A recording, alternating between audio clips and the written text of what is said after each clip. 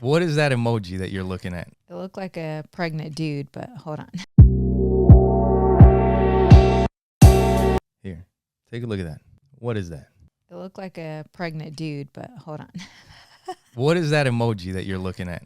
You can't make it bigger, I don't think. Or maybe you can. It looks like a pregnant person. A pregnant person? I can't tell what it. Okay. Yeah, I don't know. That is what it is. It's a pregnant dude. It's an emoji of a pregnant guy. So, obviously, last week we talked about the whole intersex thing and how that had nothing to do with the trans movement and all that. Yes. Yes. It's about to get serious. Allowing people to be who they want to be. They should be able to do that. But at a certain but what if a person wants to be, if they're a male and they want to be a female, or they want everybody to believe that they're a female, and you have to believe it, like what's happening with this whole trans thing. At a certain point, this is a detriment to everybody else in society because it's just not true. And we can't live life in a fantasy land. Well, what comes up for me as soon as you said that is my 15-year-old daughter going to the bathroom and a man being in there with her. Right. That's the first thing that comes when you started talking about that. That's the first thing that came up for me. Should be illegal. Like you can't just fucking pretend that that's okay. We've had men and women's restrooms throughout history.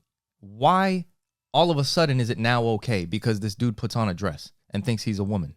It's not okay. And there is no way that you can shape this thing that makes it okay. And I'm fucking done. Like I'm done with all of this stuff. Like the trans stuff. Mm-hmm. I'm not playing these games. There are men, there are women, and there are rare cases that are not so simple, like I mentioned in my viral video clip. Mm-hmm. The problem is that it becomes so offensive to call it what it is. And what I actually think it is a mental illness. That's it. There hasn't been one person that I haven't seen their story, and we have some personal examples of this. There isn't one person that becomes trans, it seems, that hasn't had some serious trauma in their life. Mm-hmm. I'm talking about serious stuff. It seems like that's always the case. And the thing is that if this is a normal thing, then we can never actually talk about the underlying issue. We can never actually try to help what is going on here. And one of the things that I've always mentioned is like how I can relate these things to so many other things. And people talk about it all the time. These are feelings. Like I feel like there's a million different genders and you can go back and forth and you're fluid and now I'm this and now I'm that. But when you start extending that thought process out, falls apart. Like now I'm a dinosaur. Now I'm a lion. Tomorrow I'm a donkey. Like it doesn't work. Well, Audrey was sharing with me that they have cat litter boxes in their bathrooms. In her school? Are you serious? For those that are I should have went to the bathroom. What are they called? Furries? Furries.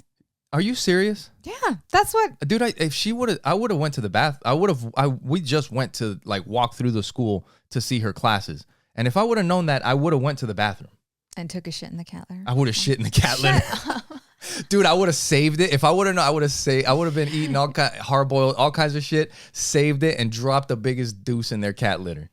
And that's where it starts to get out of, right? When you just allow things to be, then you start having.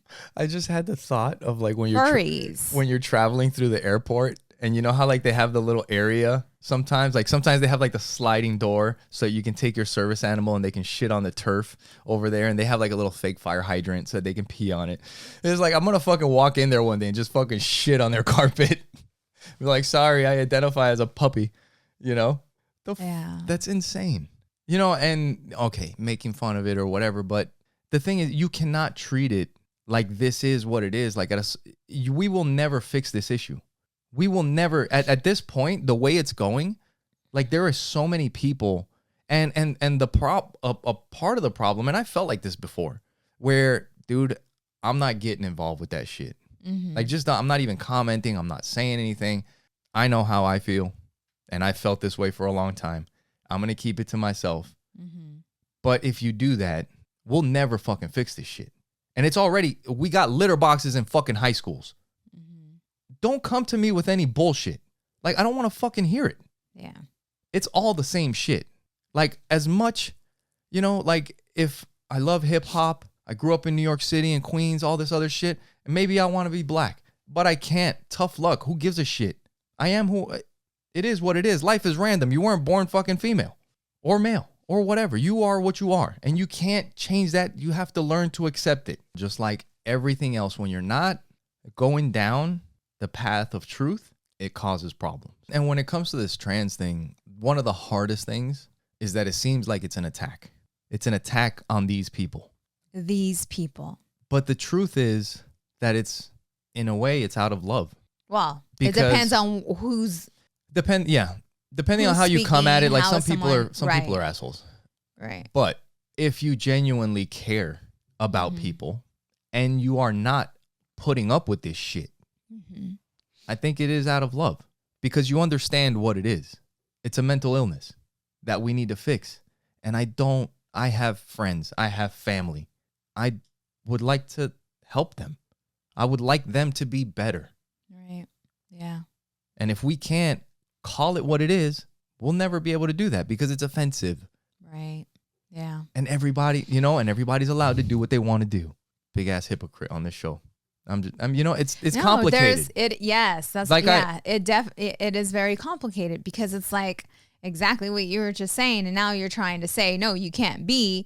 But when you look at us as a whole and what it's doing to us as a whole, right? It's very sticky, very complicated.